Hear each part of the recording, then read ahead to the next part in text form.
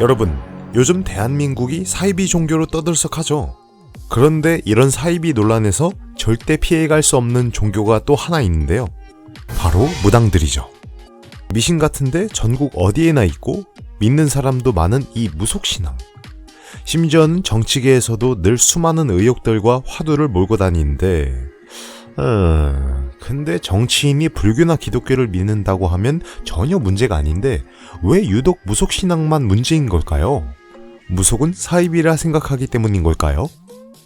그래서 오늘은 저번 시간 샤머니즘 편에 이어 한국의 무당들은 대체 누구이고 왜 이렇게 사람들이 싫어하게 되었는지, 그리고 정치와 무속은 무슨 상관이 있는지에 대해 한번 살펴볼게요. 한국의 무속신앙의 역사.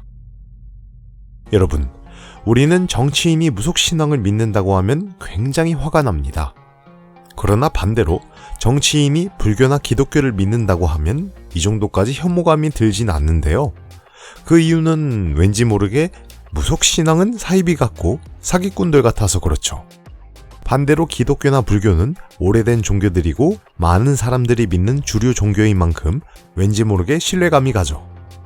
그런데 만약 무속신앙이 불교, 기독교, 이슬람교 등등 다른 그 어떤 종교보다 대중들에게 더 인기 있던 종교라면 믿으시겠어요?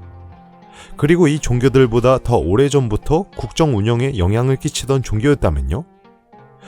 지금이야 사이비 취급을 받지만 사실 무속신앙은 우리 역사에서 단 한 번도 빠진 적이 없는 엄청난 종교였습니다. 한국 무속신앙의 역사를 알기 위해선 선사시대로 거슬러 올라가야 하는데요.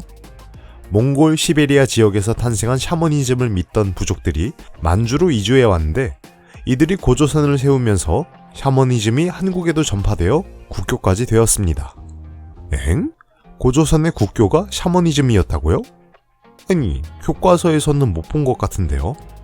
아니요, 교과서에도 나옵니다. 바로 우리 모두가 잘 알고 있는 단군신화에서 말이죠. 이 단군신화에는 단순한 신화가 아닌 당시 고조선이 건국되던 역사를 함축적으로 잘 보여주는 사료이기도 합니다.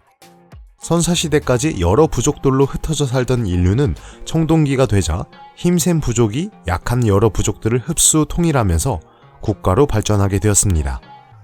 하지만 여러 부족들이 흡수된 만큼 이들의 불만을 잠재우고 통치할 수 있는 무언가가 필요했죠.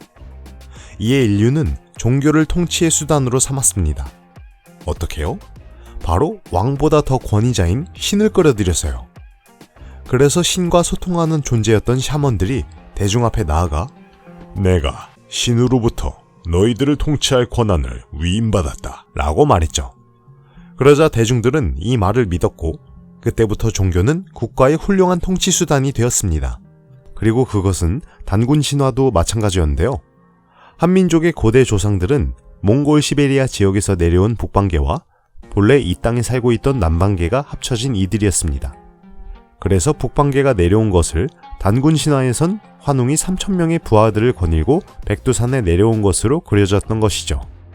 네, 그리고 이 과정에서 북방 민족이 믿고 있었던 몽골 시베리아의 샤머니즘도 자연스레 전해지게 되었죠.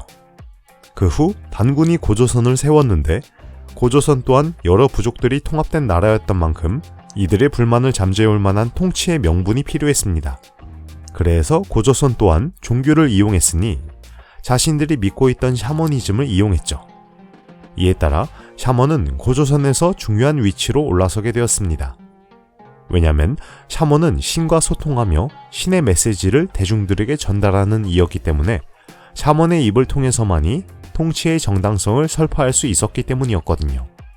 게다가 당시에는 제대로 된 행정체계나 복지 시스템, 사법체계, 사회 안정망 등이 없던 시절이었기 때문에 각 부족의 샤먼들이야말로 사회를 지탱해주고 부족민들을 이끌어주는 그야말로 살아있는 사회 구심점이었습니다. 그렇기 때문에 사회가 발전할수록 샤먼의 역할은 더욱 중요해졌고 샤먼들이야말로 통치의 핵심이었죠. 그렇다 보니 샤먼들은 점차 권력을 얻게 되었고 이윽고는 왕이 되기까지 했습니다. 그리고 이를 흔히 왕이 곧 무당이라는 뜻의 샤몬킹이라고 불렀으며 이처럼 정치와 종교가 합쳐진 나라를 재정일치 사회라고 부릅니다. 그런데 고조선은 누가 세웠다? 단군 왕검이 세웠다. 그런데 고조선은 재정일치 사회에 샤머니즘을 믿던 나라였으니 단군 또한 샤머니였지 않을까 추측됩니다.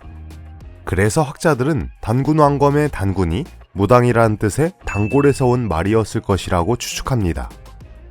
또 왕검은 통치자라는 뜻인데 이 중 검 또한 몽골 퉁고스어로 캄이라고 불리는 무당에서 온 말이었을 것이라고 추측합니다. 네, 다시 말해서 고조선은 무당이 다스리는 나라였던 것입니다. 그러니 고조선의 대표적인 유물들 또한 샤먼들이 주로 사용하던 청동검, 청동거울, 청동방울이었던 것이죠. 이러한 샤먼들의 통치는 부여와 원삼국 시대까지 이어졌는데요. 원삼국 시대에는 사만의 수도의 주사와 천군이라는 하늘의 제사를 드리는 무당들이 있었다고 하며 이들이 다스리는 지역인 소도는 어찌나 막강했던지 죄인이 도망가도 잡지 못했을 정도였다고 합니다. 또 신라의 남해왕인 차차웅은 무당이라는 뜻이었으며 신라 왕들은 직접 점을 치거나 예언하기도 했다고 합니다. 그러다 삼국시대에 접어들자 무당들의 권력은 차츰 줄어들게 되는데요. 그 이유는 정치와 정교가 점차 분리되었기 때문이었습니다. 이에 무당들은 더 이상 왕이 될 수 없었으며 왕에게 종속되어 왕의 말 한마디에 처형당할 수 있는 위치까지 내려가게 되었죠. 그래도 무당들은 계속해서 왕의 곁에 남아 점을 치며 국가의 대소사에 대해 자문을 했습니다. 하지만 삼국시대에 불교가 전파되고 또 유행하게 되면서 무속신앙은 불교에 밀리게 되었습니다.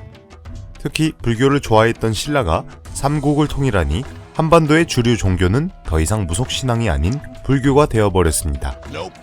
대신 그 자리를 불교의 스님들이 대체하게 되었고요.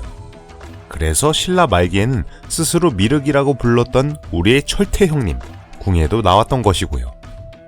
하지만 그렇다고 해서 무속신앙이 완전히 인기를 잃은 것은 아니었습니다. 무속신앙은 권력만 잃었다 뿐이지 왕실에서도 여전히 각종 의례에 무당들이 참여했고 심지어는 귀족들 중에서도 무당 가문이 있었을 정도였습니다. 그리고 민간에서는 두말할 것 없이 큰 인기를 얻고 있었고요. 무속신앙에 대한 인기는 고려시대에 폭발했는데요. 그 이유는 안타깝게도 고려시대에는 여진, 거란, 몽골, 왜구 같은 수많은 외적들의 침입과 자연재해, 권력자들의 수탈이 끊이지 않는 그야말로 대혼돈 시대였기 때문이었습니다. 그래서 자연스레 백성들은 종교에 기댈 수밖에 없었고 가장 가까운 곳에 있었던 무속신앙이 그 대상이 되었죠. 물론 같은 이유로 불교도 성행하긴 했습니다만 어린 백성들의 마음을 좀 더 위로해 줄 수 있었던 것은 아무래도 무속신앙이었습니다. 왜냐하면 무당들은 각 고을마다 한두 집씩 있었기 때문에 접근성도 좋았고 고민이나 문제를 이야기하면 턱턱 맞추고 또 위로와 해결을 즉각적으로 해주니 이만한 종교가 없었던 것이죠. 이러한 인기 덕분에 고려시대에는 무속신앙의 많은 것들이 정립되었는데요. 현대 무속신앙의 모습 또한 대부분 이때 만들어진 것들이라고 합니다. 다만 고려 후기가 되자 무속신앙은 배척을 받기 시작했는데요. 그 이유는 바로 유학자들이 등장했기 때문이었습니다. 유학자들은 무속신앙이 비과학적인 미신에 불과하며 어린 백성들을 현혹한다며 비난했습니다. 특히 고려 사회가 혼란해질수록 백성들이 무속에 더 많이 기대 그 비용이 어마어마해졌는데요. 이에 무속신앙이 국가적 문제로 떠오르자 왕이 이를 직접 금할 정도였죠. 하지만 진짜 문제는 조선에 있었습니다. 고려시대에는 말기가 되어서야 유학이 대두되었지만 조선은 근본부터가 유학인 진정한 십선비의 나라였잖아요. 그렇다 보니 무속신앙을 향한 유학자들의 배척은 조선시대에 들어 더욱 심해졌죠. 조선은 왕실에서 직접 전국의 무당들의 수와 개인정보를 작성해 각 지방 관하에서 관리하게 했고 무세라는 무당 전용 세금을 부과했으며 온갖 국가 행사와 부역에 차출하곤 했습니다. 또한 도성 안에 있던 모든 무당들을 추방해 교회에만 살게끔 명령했죠. 이로써 무당들은 권력에서 더더욱 멀어지게 되었습니다. 다만 그렇다고 해서 조선 왕실이 무당을 100% 배척하진 못했는데요. 왜냐하면 무속신앙이 뭡니까? 그 어떤 종교를 통틀어 봐도 이만큼 백성들에게 위로를 주는 종교가 또 없잖아요. 그렇다 보니 조선시대 내내 아무리 유교가 무속신앙을 배척했다고 해도 백성들은 무속신앙을 굳건히 믿었습니다. 특히 부녀자들이 무속신앙을 좋아했는데 육아의 법도에 따라 무속신앙을 엄히 금했음에도 불구하고 왕실과 사대부의 부녀자들조차 무속을 좋아했대죠. 이는 유교가 지배층의 이념이었던 탓에 일반 백성들을 위로해주기엔 너무나도 먼 사상이었기 때문이었습니다. 그러니 일반 백성들에게 필요한 것은 복잡하고 고리타분한 유교가 아닌 가깝고 친근했던 무속신앙이었던 것이죠. 덕분에 무속신앙은 조선시대 내내 대중들에게 사랑받는 종교였습니다. 조선 왕실이 무속신앙을 완전히 배척할 수 없었던 이유가 또 하나 있었는데요. 그것은 바로 민신 때문이었습니다. 앞서 말했던 것처럼 거의 모든 백성들이 무속신앙을 좋아했다 보니 아무리 왕실이라고 해도 백성들의 민심을 의식해 이를 심하게 배척하긴 힘들었습니다. 아니, 오히려 조선 초중기 때까지만 하더라도 왕실에서는 각종 의례의 무당들을 불러 함께 치르기도 했으며 세금을 들여 각 고을에서 선앙제를 드림으로써 무속으로 민심을 달래기도 했습니다. 왜냐하면 국가 입장에선 무속신앙만큼 백성들에게 보여주기 좋고 효과가 빠른 정책이 또 없었으니까요. 그리고 이런 국책사업은 역시 백성들을 가장 사랑했던 우리의 위대한 왕이신 세종대왕님이 가장 잘하셨는데요. 하지만 세종대왕님은 백성을 너무 사랑하시는 분이셨다 보니 약간 악랄한 면도 갖고 계셨죠. 백성을 구제하는 국가 정책들의 무당들을 강제로 차출하셨거든요. 조선은 대대로 역병을 전쟁과 기근 다음으로 심각한 국가적 위기라고 생각했습니다. 그래서 역병이 퍼지면 온갖 의료인들을 차출해 해당 지역으로 파견했는데 이때 무당들도 함께 보냈습니다. 왜냐하면 무당들은 물리적인 치료는 거의 하지 못했지만 백성들의 마음을 위로해주는 심리치료사로서는 탁월했기 때문이었습니다. 또 당시엔 사람들이 역병은 악령이나 역신이 일으킨다고 믿었기 때문에 무당들이 사람들 앞에서 퇴마굿을 해야지만 사람들의 마음이 조금이나마 안정되었다고 합니다. 그리고 이러한 치료 활동은 평소에도 진행되었는데요. 평소에도 각 고을마다 무당들은 현대의 보건소 격인 활인원에 차출되어 일했다고 합니다. 그러면 세금과 부역을 면제해 주었죠. 이처럼 조선시대 내내 백성들의 마음을 어루만져 주었던 무당들은 구한말과 일제강점기로 접어들수록 그 수가 점점 더 늘어나는데요. 19세기 초 순조 때 약 5천여 명이었던 무당의 수가 1935년경에는 12,380명으로 증가했습니다. 그 이유는 슬프게도 무당들이 백성들의 마음을 위로해 주어야 할 일이 그만큼 늘어났기 때문이었죠. 네, 바로 구한말과 일제강점기라는 엄청난 사회 혼란 때문이요. 하지만 역설적이게도 이 시기는 그 어느 때보다 무속신앙이 인기였던 때였지만 무속신앙에 부정적인 인식이 생기기 시작한 때이기도 했습니다. 그 이유는 역시 기독교인들 때문이었는데요. 구한말부터 일제시대까지 기독교가 한국에 퍼지면서 이제는 유교가 아닌 기독교가 무속신앙을 배척하기 시작했습니다. 그래서 이때부터 대중들에게는 무속신앙이란 곧 가짜, 사이비, 사기꾼과 같은 부정적인 인식이 심어지게 되었죠. 그들도 전체 기독교를 대표하는 것이 아닌 일부이며 무속인들 중에서도 사기꾼들이 있는 것은 사실입니다. 하지만 그럼에도 불구하고 한국 전통의 종교였던 무속신앙이 한국인들 스스로 부정적인 시선으로만 바라보게 된 사태는 안타까운 일이었습니다. 문제가 있으면 그 문제에 대해서 비판하면 되는데 현대의 무속신앙은 아예 그 전체가 사이비로 여겨지니까요. 그래도 나름 한국에서 가장 오래되고 고유한 종교인데 이런 취급을 받는 것은 아쉽네요. 자, 오늘은 이렇게 한국이 대대로 무당의 나라였던 이야기, 한국 무속신앙의 역사에 대해 한번 알아봤는데요. 오늘의 이야기는 어떠셨나요? 지금은 무속신앙이 거의 미신의 사이비 취급을 받지만 대대로 한국 역사에서 많은 중요한 역할을 해왔다는 것이 참 신기하죠?